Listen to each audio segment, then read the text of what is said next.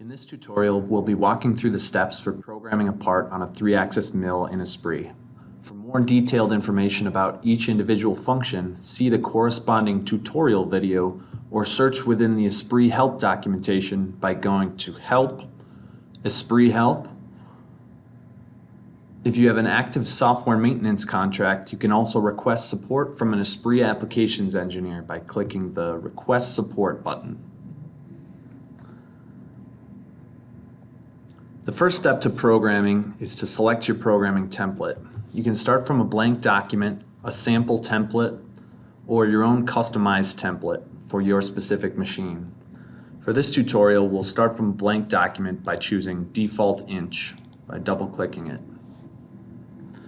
Now that we have our template selected, we'll import the part that we'll be programming by going up to File, Import, then navigating to the 2D or 3D CAD model we'd like to work with. We could also use ESPRIT's CAD functionality to draw and model a part from scratch if we'd like. Before pressing Open, make sure to check Import as New Part if it's a solid that we'll be machining. And then we click the Open button.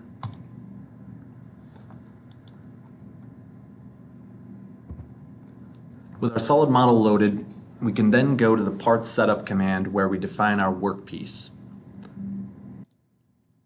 First, we'll define our part model by double-clicking Part 1 and make sure that your solid is selected here under Geometry.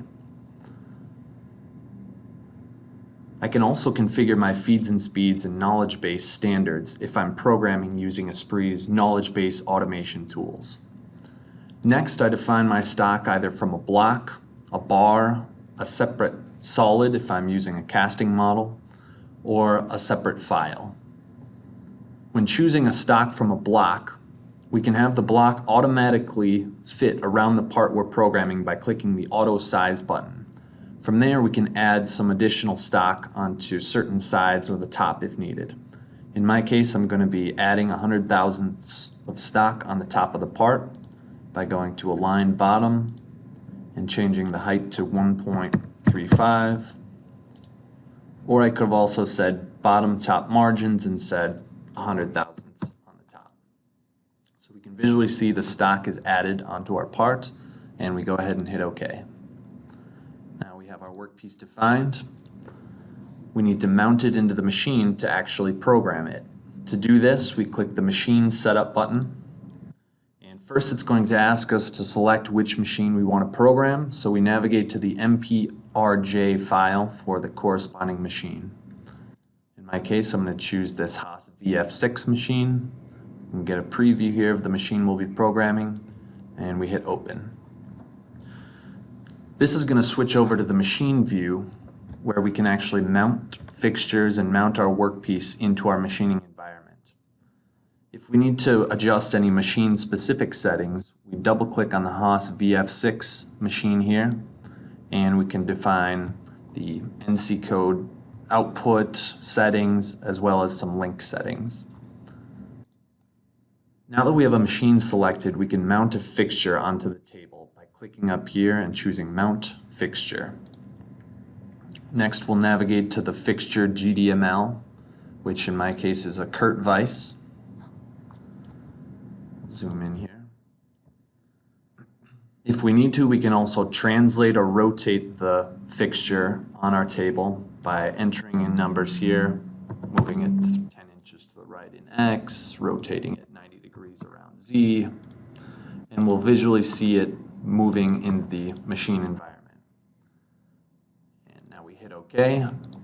If we want, we can also see the clamping movement of the vise by choosing the clamp button here.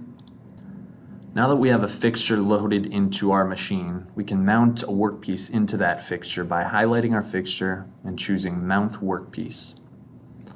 Our workpiece is then added into the mounting position of the fixture, and we can adjust it to get it into position where we'd like it in the jaws. So I'm going to move it upward in Z, and then I'm going to turn off the visibility of the sheet model of the machine so I can see the part a little bit better. So I'll drag this slider bar for the machine masks up one notch and rotate it.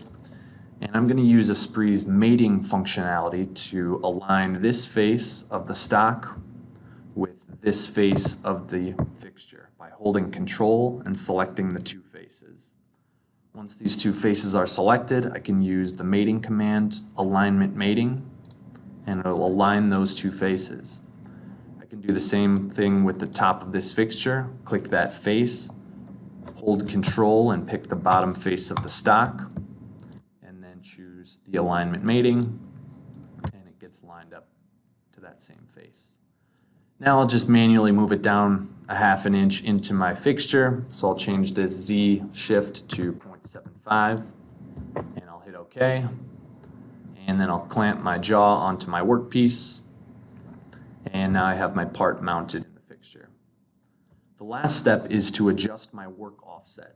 So you can see the default work offset is my G54. If I double click that, I can adjust where it's located, change to a different work offset type or number, or I can actually digitize where the point is relative to the part if I click this arrow and choose a new point on the part, like this corner here.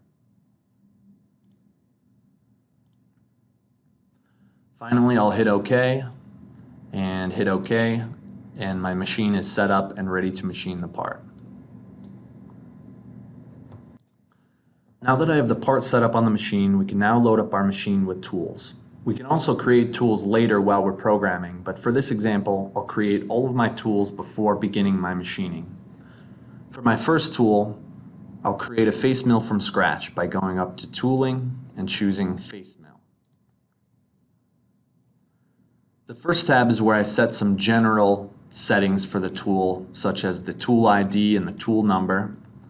The next tab is where I can select a 3D holder by clicking the Open button and navigating to a holder GDML file.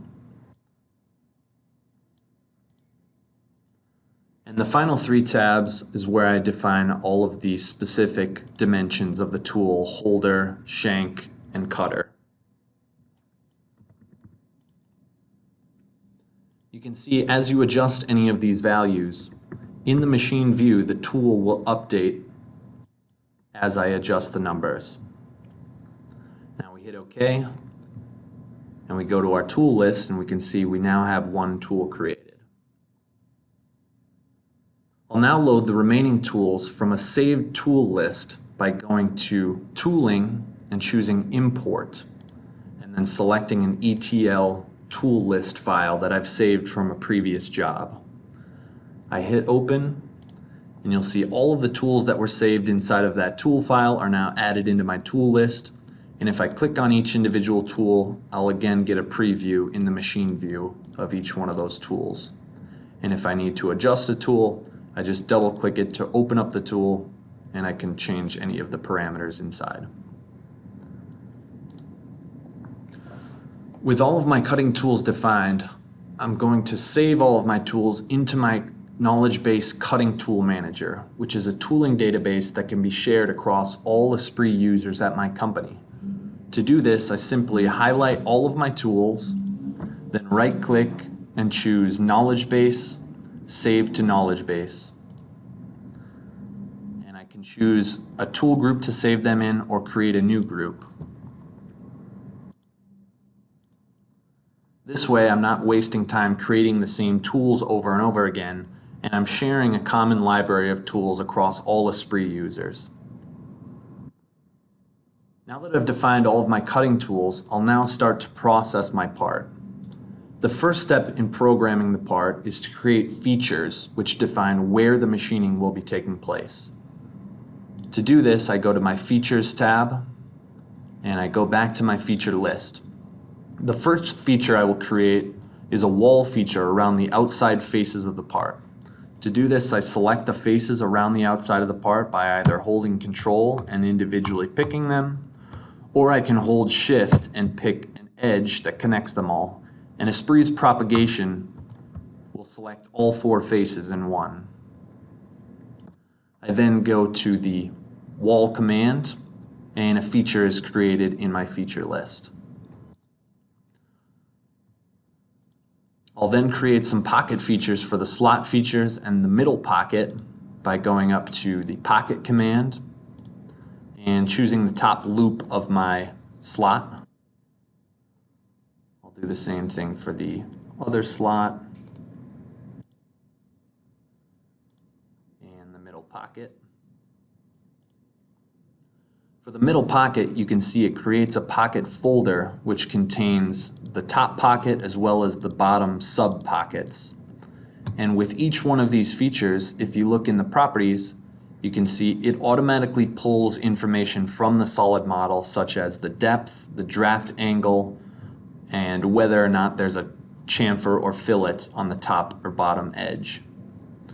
Finally, I'll create the hole features from the top face of the part. So I'll click the top face of the part, I'll go to holes, enter in the range of holes that I'm looking for, and some other various selection settings, and I'll hit OK. Again, it automatically recognizes things like chamfer angle, counterbore depth, through hole depth, and any other hole parameter that's defined on the solid model. Finally, we'll create some operations, which are the actual machining processes that we apply to each of the features that we've created. To create an operation from scratch, we first highlight the feature that we'd like to cut. In my case, I'm going to choose the outside profile of the part. And then we choose the machining strategy that we'd like to apply to it underneath the milling toolbar, whether it's a pocketing or a contouring or drilling or facing. So I'll choose a facing. The first tab of the facing is where we set some general settings like naming the operation, selecting which tool we'd like to cut the face with, and then defining our cutting feeds and speeds. Next, on the strategy tab, we define things like the step over, the incremental depth, and whether we'd like to leave some stock for future machining. And then lastly, the links tab defines our clearance planes and our retract settings. We then hit OK. You can see I now have a facing operation that's listed underneath my profile feature, as well as a facing operation listed here in my program list, including the links before and after the operation, which are automatically calculated by ESPRIT. If I need to make an adjustment to my toolpath, I can double-click on the facing operation to reopen the operation pages, and then I can make a change to the operation settings and hit OK. With our facing operation created, we'll now simulate the toolpath to make sure that everything looks good and that there's no collisions between the tool, the holder, the fixture, or anything in my machining environment. To do this, I go to the simulation toolbar and I click play.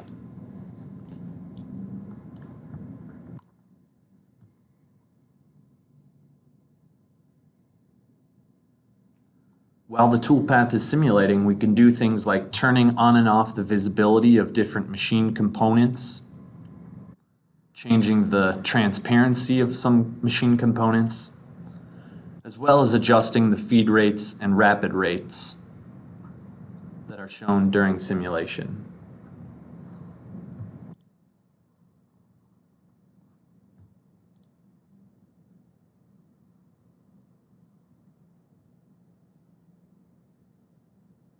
Now that I've created my facing operation and there was no collisions and I like the toolpath that I've created, what I want to do is to save this facing operation so that next time I'm creating a similar part, I can quickly recall the same face machining strategy. To do this, we right-click on our facing operation and choose Save Process. We then pick where we want to save our process file and name it Facing. And that's going to create a PRC process file. For the rest of the machining operations I'm going to be applying to this part, I'll be loading saved PRC process files. First, I'll highlight the two slot features and right-click and choose Open Process. And I'll select my slot process operation.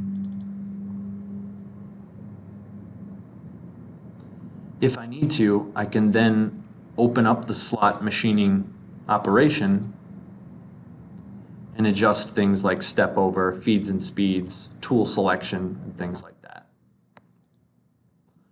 I'll now apply a saved operation onto the pocket folder, which will machine all of the sub-pockets as well. So I'll right-click on the pocket folder and choose Open Process and select my pocket.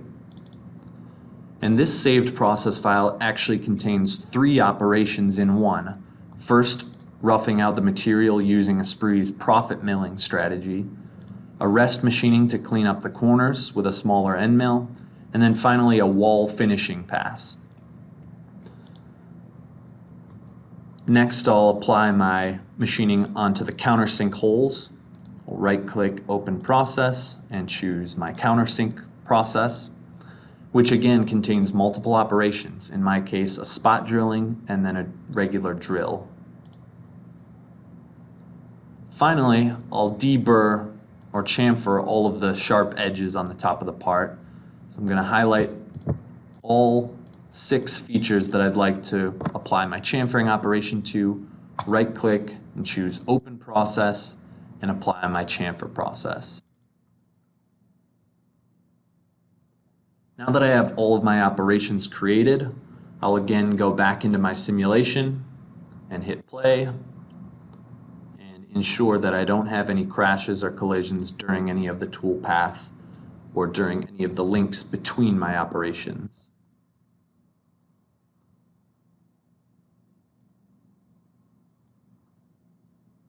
I can also see the simulation status window in the bottom corner where it will tell me the percentage of the way through the operation I am, my current spindle speed and feed, my coordinates of the tool, as well as the elapsed cycle time, which is based on the feeds and speeds, the travel length, as well as the rapid rates of the machine.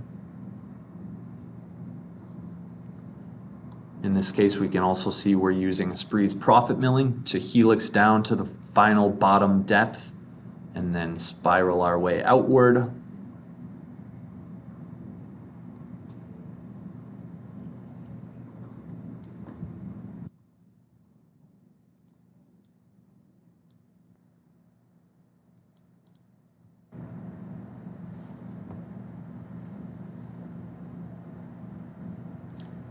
We see that there's a collision during the drilling operation, and it looks like it's because the tool isn't sticking out far enough.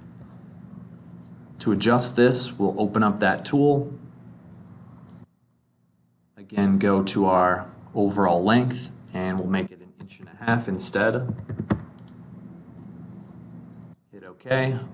The tool path will be regenerated as well as the links between each operation, and I can start my simulation from the drilling operation.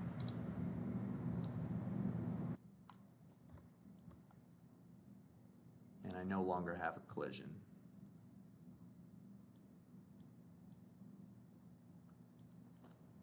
Finally, I'll deburr all of the sharp edges of the part.